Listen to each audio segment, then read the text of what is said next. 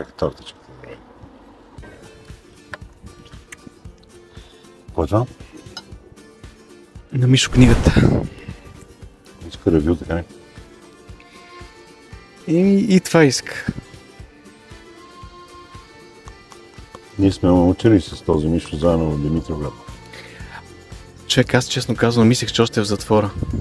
Не, Много се изненадах. Той влезе в затвора, като тръгна за Свищов да живее. Да. В Димитровград, той първо не е от Димитровград, а от едно село до Димитровград. Не си го виждал скоро, защото аз не съм го виждал, откакто помолих да му издадат тази ограничителна заповед, да не ме доближава, тогава не сме си виждали По-добре, не то много досаден. Но Това виждал съм го да стои на Кобра, той до 400 четвърти метра клас от мен. не спря да говори. Ние сме заедно от първи до четвърти. Сега не спира да пише. А сега не спира да пише, Ужас. глупости обаче, за съжаление. Но да, те с учениците го биеха. Аз не съм го бил, защото ми беше мъчно за него. Ти изчете ли вече книгата? Не, нямам и намерение. Общо зато ревюто, както аз си го представям, ще бъде нещо от този тип. То пък доста трудно се маха това, но така. Те превентивно се направили да не може всеки да я прочете. Изобщо да не може да се отвори, за да по-добре хората да не четат. Но е така. Да. Това ми е ревют. Това мога да Не е направя. зле. Не е зле всъщност. Не е зле, много по-добре да си хапна тортичка. Не да попиташ.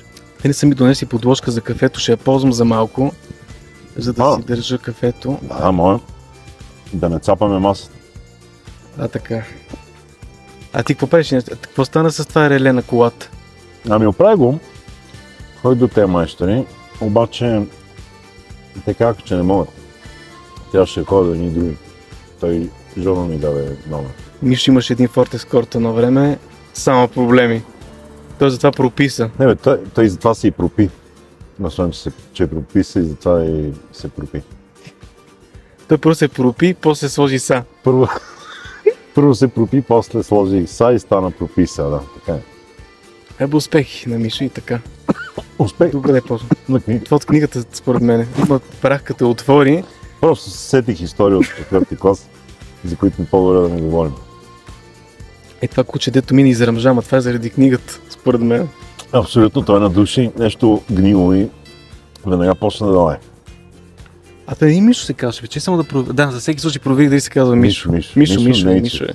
Аз не знаех, че е Нейче. А това на Нейче. Аз не знаех, че има фамилия. И това много ми изненада в един момент. Сетих се до кое село е. Димитровградски селянин. Да. Това са ни писателите. Това са ни, до там стигнаха. Какво да ти кажеш? Хора от Димитровград да пишат На книги. кораб бил. Според мен е бягал от нещо. Според мен е на лодка. Първо. Той за него лодката е кораб. Той си просто е фантазиор. Но да, това е.